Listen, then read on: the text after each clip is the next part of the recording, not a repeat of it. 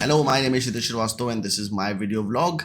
इससे पहले मैं 4 बार ट्राई कर चुका हूँ वीडियो बनाने की आज सुबह से, और मैं हर बार आधे पे छोड़ देता था क्योंकि मेरा बोलने का मन ही नहीं कर रहा था। बट ये मेरा 5वां अटेम्प्ट है और मैंने सोचा कि यार वीडियो तो बनाना ही है, क्योंकि मैंने अपने आप को वादा किया हुआ है कि हर रोज 10 बजे मैं एक वीडियो डालूंगा जब तक हो सकेगा, because I have to develop this into a habit and a discipline and something that my mind auto suggest me कि तुमको वीडियो डालना ही डालना है, किसी भी तरह कुछ भी बोल के डालना ही डालना है वीडियो। सो ये वीडियो आज जो है, अगर आप बंद करना चाहते हो तो बंद कर सकते हो, क्योंकि मैं सिर्फ बकवास करने वाला हूँ। मेरे पास कोई टॉपिक नहीं है बोलने के लिए। मुझे ये भी नहीं पता है मैं इस यूट्यूब वीडियो का टॉपिक डालूंगा क्या। मेरा कमेंट रीड करने का मन नहीं कर रहा है, क्योंकि कमेंट बार बार वही सेम चीजें आती हैं जो मैं पिछले 700 वीडियोज में बोल चुका हूँ। मुझे पता है ये किसी के लिए भी पॉसिबल नहीं है कि मेरे 700 वीडियोज देखे, मेरे लिए भी पॉसिबल नहीं है कि मैं अपने 700 वीडियोज देखूं और उसमें आपको बताऊं कि किस वीडियो में मैंने क्या बकवास करी है।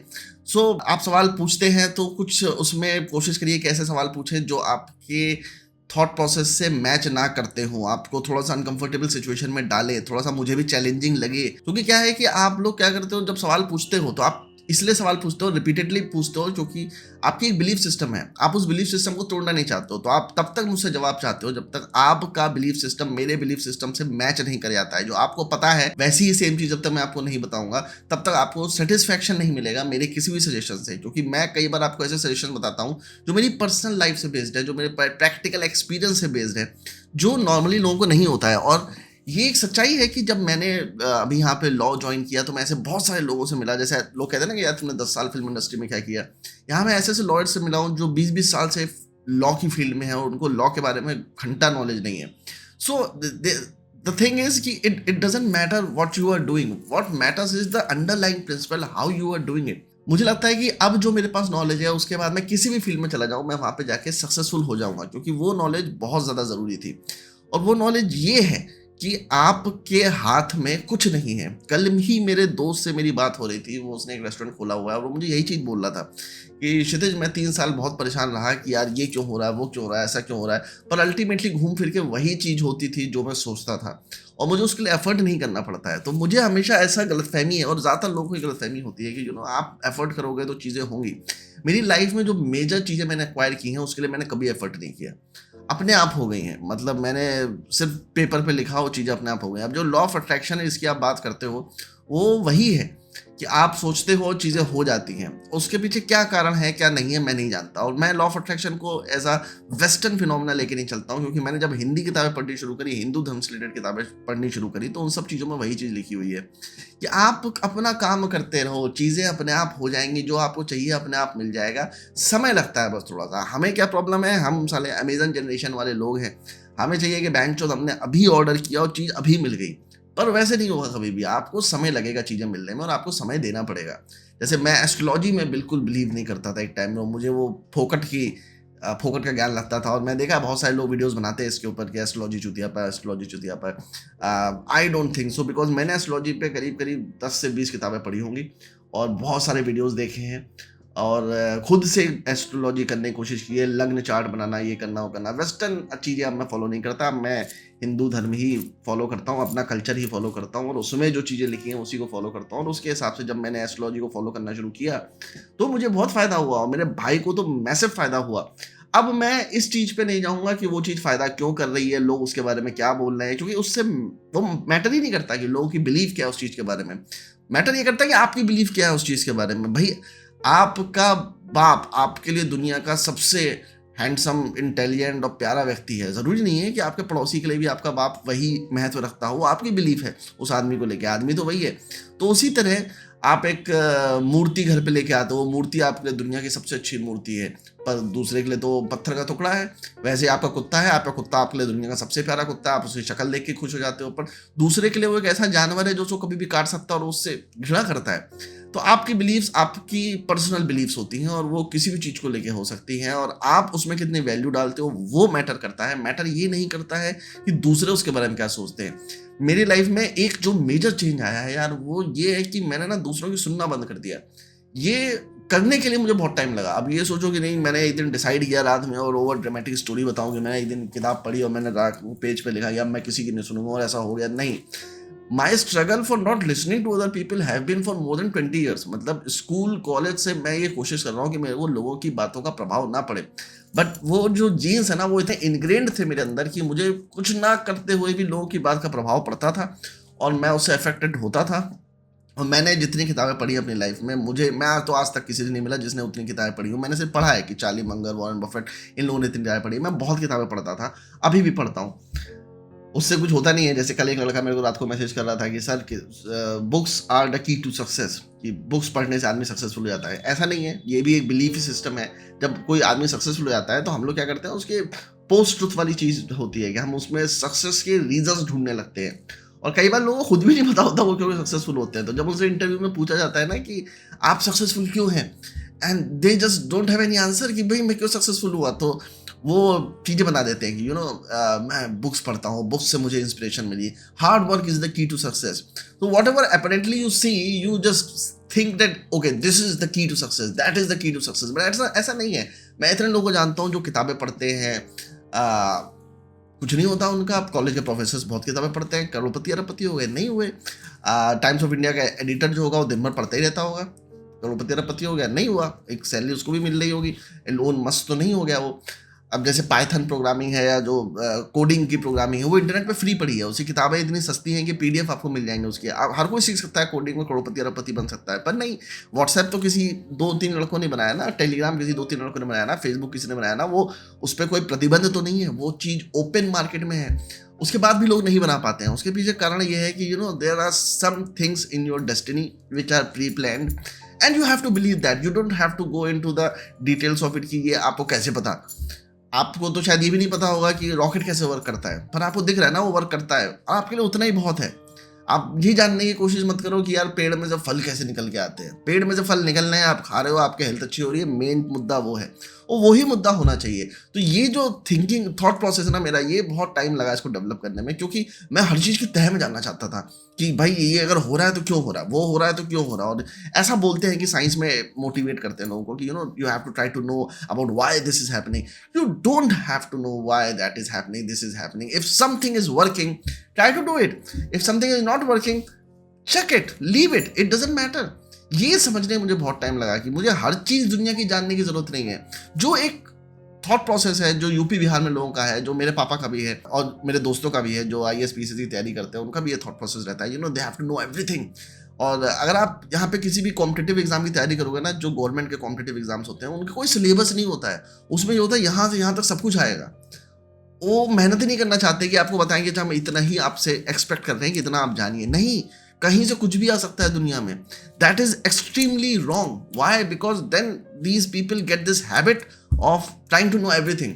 जब भी आप किसी कमिश्नर से या फिर किसी यूपीएससी के टॉप रैंकिंग बंदे से मिलोगे या फिर किसी आईएएस आईएफएस ऑफिसर से मिलोगे, they have too much knowledge about everything. They are not master of anything, but they have too much knowledge about everything. They don't have information on need to know basis, but they are constantly getting knowledge from somewhere. And knowledge is a drug for them कि हमें जानना है, सब कुछ जानना है। It won't be helpful. वो मदद नहीं करेगा आपकी। इसलिए सब कुछ जानने की जरूरत नहीं है और सब कुछ जानने की कोशिश भी मत करो। जैसे कई लोग लड़के मुझसे जानने की कोशिश करते हैं, सर ऐसा करेंगे तो ऐसा हो जाएगा, सर वैसा करेंगे तो वैसा हो जाएगा, सर मुंबई इंडस्ट्री में कैसा होता है। अरे तुम्हें घंटा जानने की जरूरत नहीं है, तुम्हें सिर्फ ये जानने की जरूरत है वो 5 चीजें जिससे तुम वहां पे जाके सक्सेसफुल हो जाओगे, और तुम्हें उनको फॉलो करना है। तुम्हें और कुछ नहीं करना है। पर नहीं, तुम्हें जानना है। अच्छा, जब मैं अगर तुम्हें बोलूंगा सक्सेस का एक फॉर्मूला ये है कि भाई कॉन्टैक्ट बनाओ। अच्छा, कॉन्टैक्ट बनाने से क्या होगा, कॉन्टैक्ट करने से क्या होगा, अच्छा इससे ये हो जाएगा, अच्छा उससे वो हो जाएगा, and then your mind starts to work. You won't accept that principle कि अच्छा मुझे कॉन्टैक्ट बनाने हैं and I will go ahead and make contacts, I will blindly follow that particular advice. You won't do that, you will try to doubt that advice. और जहाँ पे self doubt आता है ना, वो इतना डेट्रीमेंटल होता है आदमी के लिए कि आदमी कुछ नहीं कर सकता उसके बाद। तो ये जो सेल्फ रिग्रेट है, सेल्फ डाउट है, ये इतना हार्मफुल है कि मैं आपको बता नहीं सकता हूँ।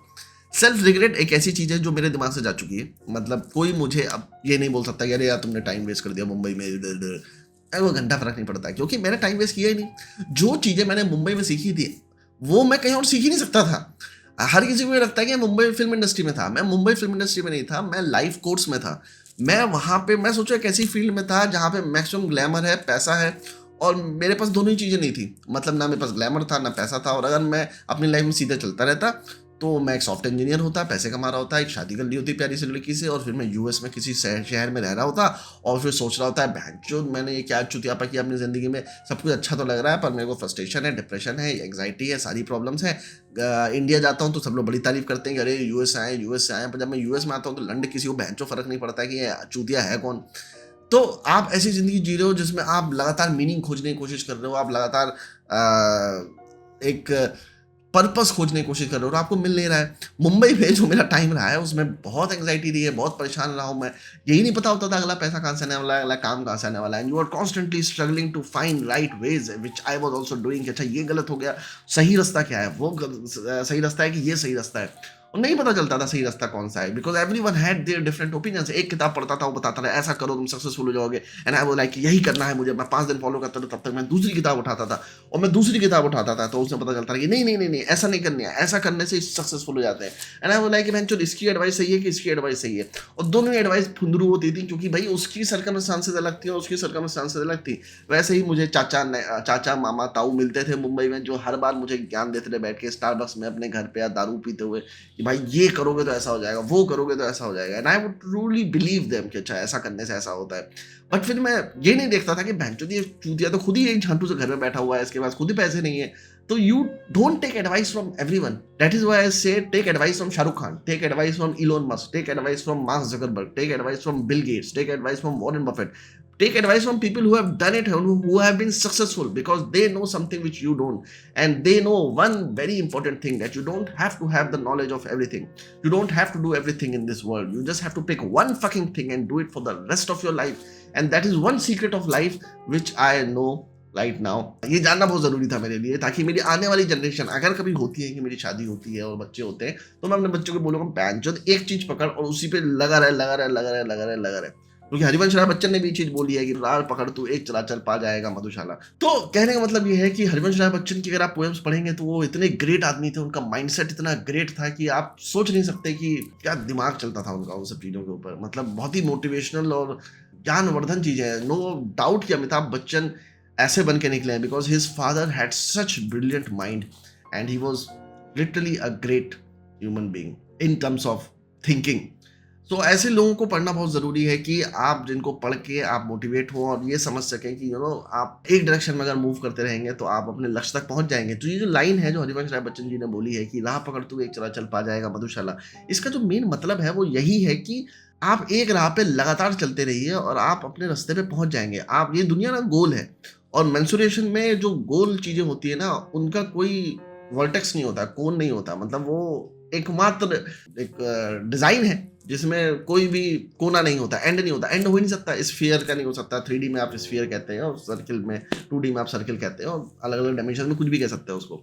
उसका कोई एंड और बिगिनिंग नहीं होती है। तो अगर आप कोई भी राह पकड़ते हो, आप दुनिया के किसी भी कोने में खड़े हो और आप एक राह पकड़ते चलते जाओगे चलते जाओगे चलते जाओगे चलते जाओगे चलते जाओगे, तो आप मधुशाला तक पहुंच ही जाओगे ना, क्योंकि कोई रास्ता 360 डिग्री सब एक ही जगह जाते हैं। तो आपको समझना पड़ेगा कि फिलोसफिकल मीनिंग इन सब चीज़ों के क्या है। जब आप पढ़ोगे तो आपको समझ में आएंगे, इनके इंटरप्रिटेशंस पढ़ोगे तो आपको समझ में आएंगे।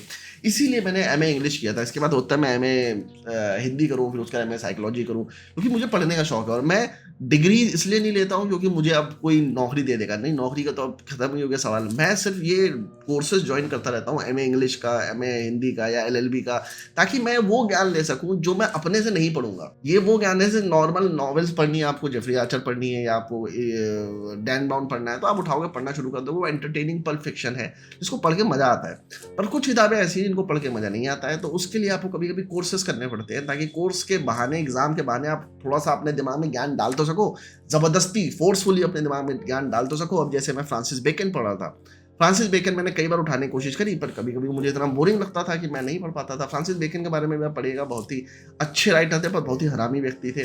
छोटी छोटी बच्चों के साथ गंदी गंदी हरकतें करी उन्होंने, ऐसा मैंने पढ़ा उनकी बायोग्राफी में। उन्होंने जिससे शादी की थी वो भी बहुत ही छोटी लड़की थी, शायद 13-14 साल की लड़की थी।